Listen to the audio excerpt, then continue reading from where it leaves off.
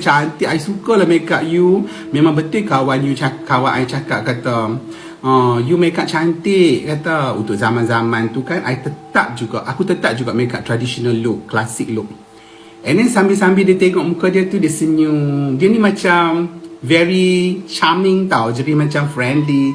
Jadi macam ala budak-budak style, budak-budak city, budak-budak pekan, budak bandar kan. And then dia pun dia tengok muka dia, siknya Nabi. Okay, tak apa, sekarang kita buat sanggui. Okay, so, tak apalah. Aku pun ambil lah tail comb. So aku asak rambut dia apa semua kan. Kita nak buat sanggui kan. Zaman tu kita semua konsep jenis semua asak macam tu lah. Lepas tu dah habis-habis tu kan, sambil aku duk asak-asak tu kan, dia macam duk macam feeling sorang-sorang. Dia tengok muka dia, tengok ralik, tengok muka dia. Lepas tu kan aku pun macam nak bersembang dengan dia, dia tak jawab tau. Aku kata, you suka tak make up I macam ni semua? Elok tak make up macam ni, lipstick macam tu semua? Dia tak jawab. Tiba-tiba dia tak jawab dah. Dia duk senyum-senyum, tengok dekat cermin tu, macam lalalan, macam duk terawang-awang, macam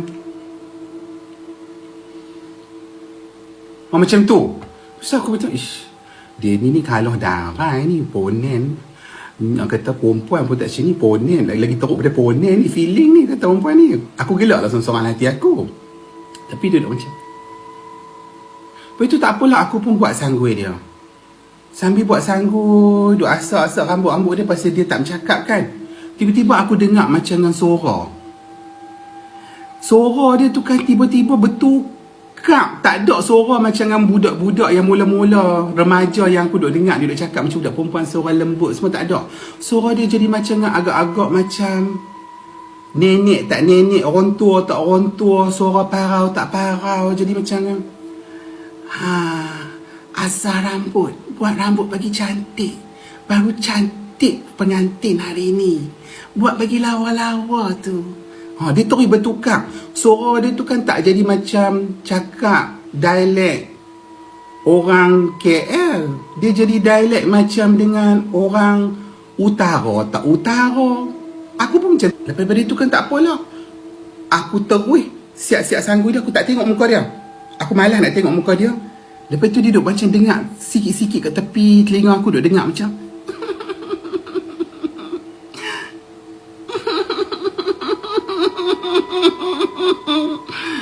dia gelak-gelak macam tu pula. Rasa takkan aku nak duduk diam.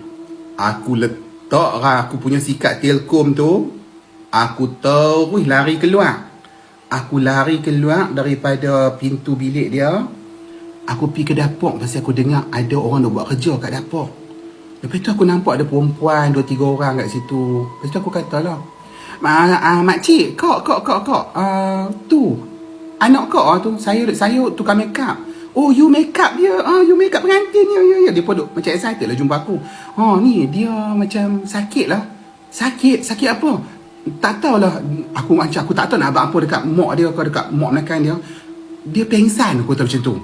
Lepas tu tak apalah. Terus dia kelang kabut. Dia pergi lari masuk bilik. Bila masuk bilik kan, tengok dia tak ada apa-apa. Dia tengok cermin. Lepas tu kan, aku pun ikutlah mak dia tu. Mak dia dah panggil lah dia. Contohlah nama kan, Siti. Dia tak pengsan pun. Aku yang reka. Aku terpaksa burung supaya mak dia cepat pergi tengok dia. Lepas tu kan, aku kata dekat aku tengok lah dia. Lepas tu dia tengok kat cermin. Dia tengok, Nabil, habis dah kau. Macam biasa suara dia balik. Macam budak-budak perempuan. Macam mula-mula aku sembang dengan dia. Nabil, habis dah kau. Aku macam terdiam. Lepas tu dia, mak-mak dia semua pekat kan. Tengoklah muka aku. Tak pengsan pun Nabil. Tak pengsan. Tadi dia nak pengsan, makcik. Tadi betul-betul dia nak pengsan. Nanti I nampak. Oh ya ke? Kata lepas tu tak apalah. Aku tak mau nak habang kat mak dia apa yang terjadi dekat aku. Tapi muka mak dia tu macam bagi signal kat aku macam faham. Mak dia bagi signal kat aku macam faham yang kata apa yang aku alami masa ketika tu. So aku pergi dekat pengantin tu. Aku kata kat makcik dia, ni boleh tak main teman saya 2 orang, mak menakan lah. Aunty dia, main teman saya boleh tak duduk dalam bilik. Itu dia kata boleh. So sambil aku sambung balik kerja, aku tengok muka dia, aku senyum kat dia. Dia macam dia senyum kat aku. Ingat ke Nabi dah habis dah? Tak lagi, tak habis lagi. Kata, tu aku panggil nama dia, kata, you okay ke? Okay? Okay sangat. Dia kata macam tu. Lepas itu aku pun tak kisah, aku pun sambung buat rambut balik, buh sanggui apa semua-semua. And then aku tak cucuk sanggui lagi. So dia kena pakai baju pengantin dia warna kuning diraja, songket, bunga tabuk, klasik tradisional, kebaya labuh. So tak apalah, aku pun tunggu dalam bilik tu. Mak menakan dia keluar, pi tolong dia bagi pakai baju apa semua. So tak tunggu dah lah aku. So aku sorang-sorang dalam bilik tu. Bila sorang-sorang kat dalam bilik tu, aku rasa macam yang tak sedap badan tau. Aku rasa macam, apa ni? Aku rasa macam goosebump. Aku rasa macam kepala light-headed. Aku rasa macam tak sedap badan. Lepas pada itu, dia pakai baju kebaya labuh dia. Terus dia masuk balik dalam bilik. Nabil dah habis dah pakai dah. Kata, okay, you duduk dekat meja cermin. You duduk dekat kursi. So tak apalah. Masa dia masuk tu, mak menakan dia tak masuk sekali dengan dia. So lagi sekali aku dengan dia sahaja. Faham? Aku dengan dia sahaja dalam bilik tu. So bila aku siap-siap semua, and then aku ambil cucuk sanggui, aku nak bubuh cucuk sanggui tu. Cucuk sanggui tu, dia semua supply kat aku. Bukan aku bawa sendiri. Everything, accessories, baju semua from her, not from me. So aku nak bubuh je cucuk sanggui tu dekat rambut sanggui dia tu. Dia tak pakai tudung tau. Tiba-tiba kan, suara yang tadi duk ganggu aku tu mai balik. Dia kata apa tau? Yang ni cucuk sanggui ni lama dah ni. Cucuk sanggui keturunan ni. Dia kata macam tu kat aku. Lepas tu aku tengok muka dia. Kali ni muka dia tak tunduk dah. Kali ni muka dia memang penuh senyuman. Dengan mata dia, dengan pelah. Atau macam tu. Saya ni memang selalu duk ada dengan pengantin tu. Dia kata saya ni selalu duk ada dengan pengantin tu. Dia kata sentiasa dengan pengantin ni. Yang ni dah dijanjikan dah. Dia kata daripada kecil lagi duk jaga dia. Aku, ya Allah Tuhan, macam nak tepuk kepala. Kepala aku duk pening dah. Time tu aku duk rasa goosebump. Aku dengan kepala pening sebelah, dengan rasa memelugai nak muntah. Aku duk pening dah. Kata, ya Allah, tak ada benda lain kau nak main kacau aku time-time lo. Lepas pada tu tak apalah, aku tak cakap banyak. Aku diam je. Bila aku tanya satu je kat Tok tu. Tok ni siapa sebenarnya? Dia jawab. Lepas tu dia kata kat aku, apa tahu Tok ni kata, nak ke belajar? Nak ke belajar cu? Dia kata kat aku, nak ke belajar cu? Macam mana nak bersiap angkat seri pengantin? Nak ke? Dia tanya aku macam tu.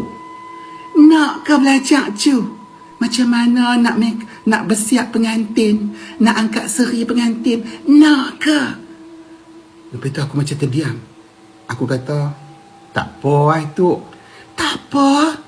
Hai, kalau nak Tok ni nak ajar. Tok nak ajar. Dia kata. Aku dengar macam tu, aku kata, ya Allah, apa ni? Aku kata kat dia, tak apalah Tok, saya pun dah reti dah. Kata saya duk buat kerja saya macam ni je Tok, tak ada buat lebih-lebih. Terima kasih sangat Tok. Dia gelak-gelak pula. Dah dah pakai baju kebaya songket warna kuning. Dah dah dengan cucuk sanggui, dengan make-up mulut merah apa semua. Lagi real lah dengan dia punya lakonan bercakap dengan aku. Aku tak tahu nak buat apa sorang-sorang aku. Lepas tu aku pun tak cakap banyak. Aku kata kat dia, tak apa, terima kasih Tok.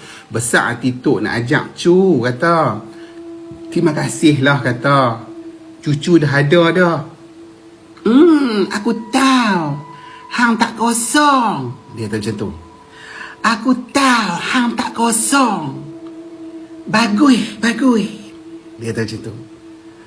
Lepas tu aku kata, tak apalah Tok nah, saya minta diri dulu boleh tak? Saya nak balik, saya dah kerja. Lepas tu dia kata, tak apa. Balik elok-elok. Nanti kita jumpa lagi nak. Aku, ya Allah Tuhan, aku ambil barang aku, cepat aku kemas. Dia duduk macam tu je perempuan tu. Dia duduk macam tu je. Kerah elok je. Cucuk sanggui.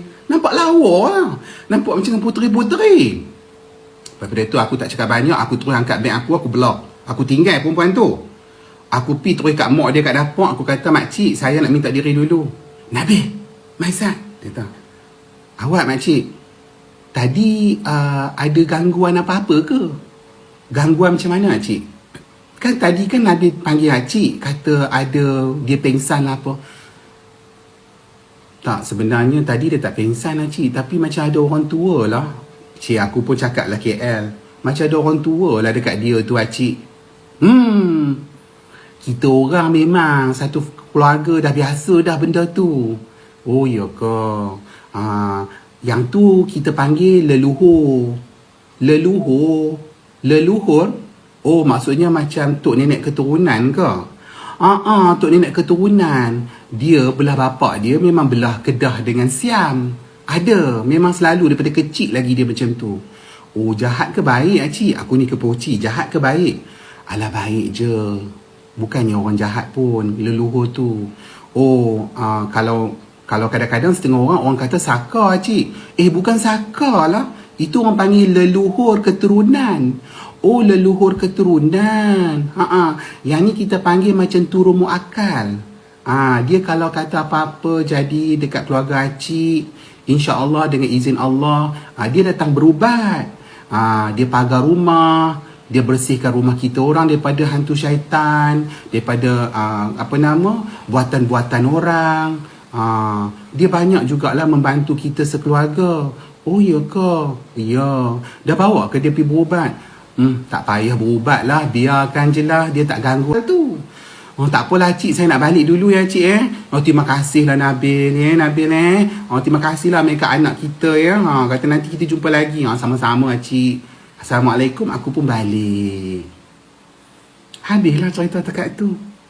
Pengalaman pasal kisah pengantin turun muakal. Hampa pernah dengar turun muakal? Leluhur keturunan, bukan saka. Selalu orang nak sangka kata saka kan. Yang ni leluhur keturunan.